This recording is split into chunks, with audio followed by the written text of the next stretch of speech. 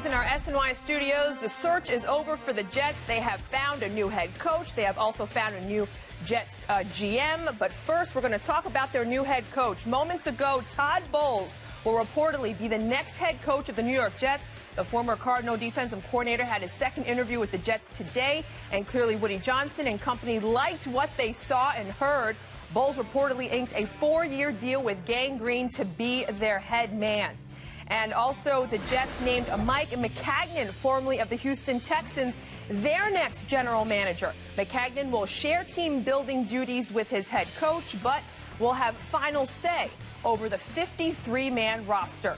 Obviously, a big night now for the Jets. And joining me now on the telephone is Manish Mehta, Daily News' Jets beat writer. And Manish, obviously a very big night for Woody Johnson and the Jets, big decisions being made. How did this all come into fruition with Todd Bowles? Well, they brought in Todd Bowles earlier for a first interview, and they really liked Dan Quinn, the Seattle defensive coordinator. But of course, they couldn't really talk to Dan Quinn after that first interview over a week ago until Monday, per league rules, this upcoming Monday. So they had an opportunity to meet with the Todd Bowles a second time, and they were really impressed the first time.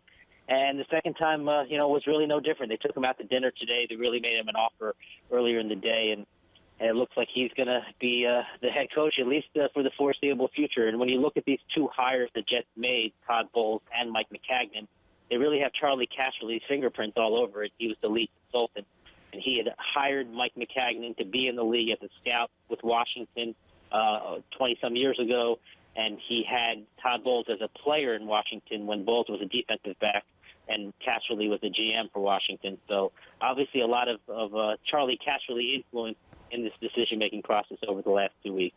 Not to sound negative, Manish, but what are the concerns, some of them, for Todd Bowles looking right straight away?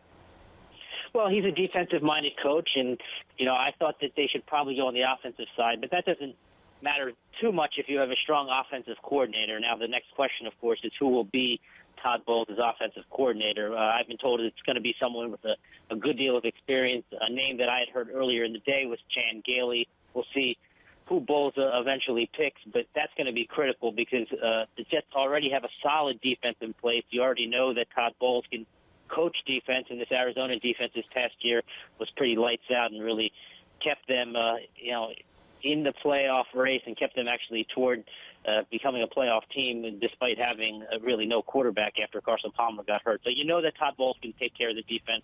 The big question is, can they upgrade their offense? Can they develop a young quarterback, and who will be that person in charge on the offensive side?